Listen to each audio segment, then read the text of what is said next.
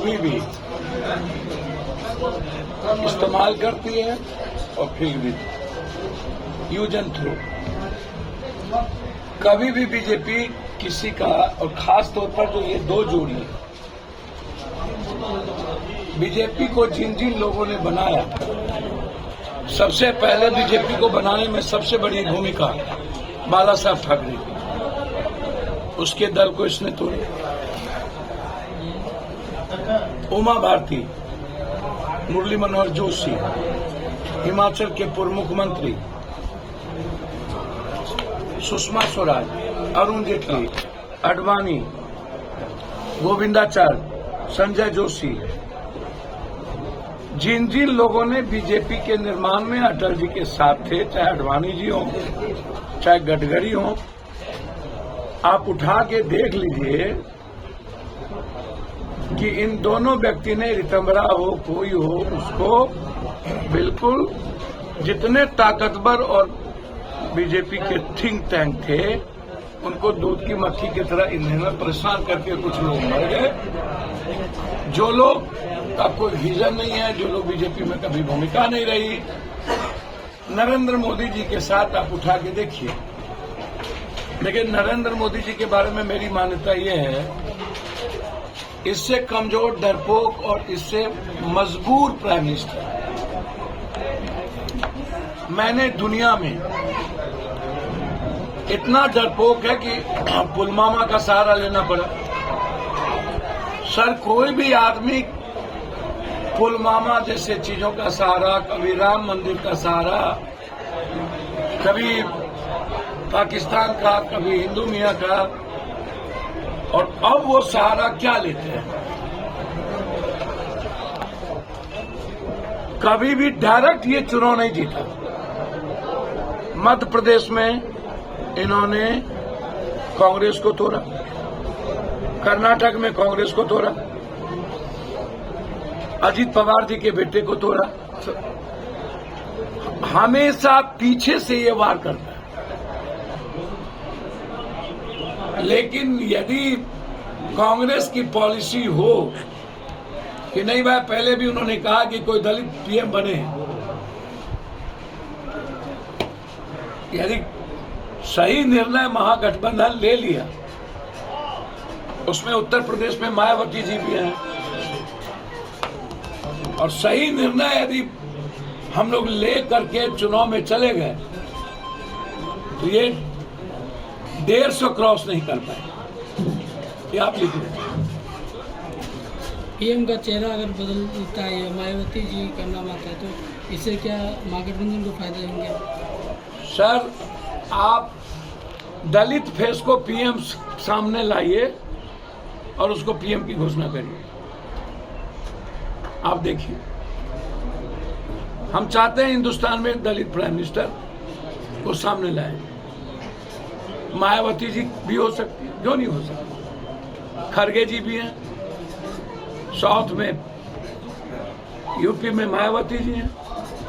इसका देश पर असर पड़ेगा, सारे देश के दलित एक होंगे, और आप 27% को दरकिनार नहीं ना कर सकते। 23 और 27% है ना, जोड़ लीजिए। एक नरेंद्र मोदी जी परेशान आत्मा है, छोड़िए उस पर। सबको बर्बाद करने में उनकी भूमिका रही। किसी भी गठबंधन को वो सही नहीं रहने देते हैं, ये समझने की जरूरत है। आप हमको बताइए ना, पहले चिराग को बर्बाद किया, अब पारस को बर्बाद किया। किसके हैं? खुद कहा? आप देखिए, 24 अभी जैसे ही लोकसभा चुनाव खत्म होगा, वैसे ही सबसे पहले ये फिनिश करेंगे नीतीश कुमार। इनका पहला टारगेट होगा नीतीश कुमार को फिनिश करना, बर्बाद करना। आप देख लीजिए, फर्स्ट टारगेट।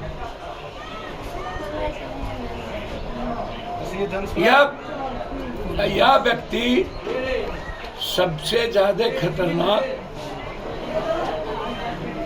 है डेमोक्रेसी के लिए, संविधान के लिए और लोकतंत्र के लिए।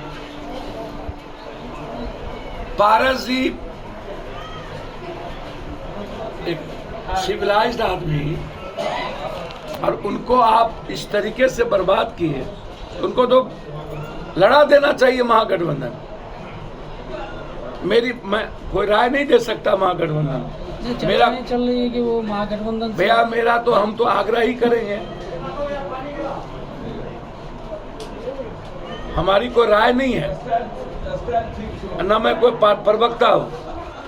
आपने पूछा तो मैंने पारस जी के बारे में कहा, या और भी जगह के बारे में मैंने कहा।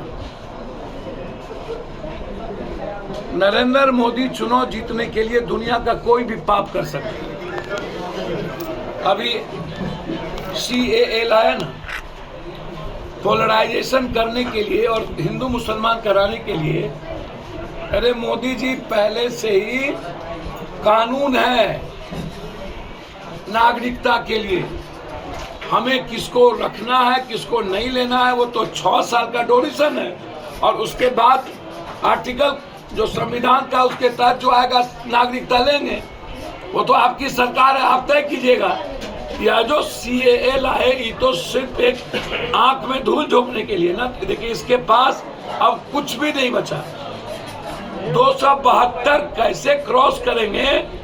मोदी जी को सबसे ज्यादा परेशानी इस बात को है कि वो 272 नहीं क्रॉस कर सकते, इसीलिए बड़ा कोना महागठबंधन बना रहा है, ताकि राष्ट्रपति पर प्रेशर दें कि हम इलेक्ट्रोल के पहले ही मेरा ये गठबंधन है और मेरा बड़ा गठबंधन है, इसमें संख्या ज्यादा है, इसलिए हमको पहले बुलाएंगे। और जब उसको बुला लिया जाएगा PM बनने के लिए, तब वो पैसे से सब पार्टी को कर देगा, तोड़ेगा।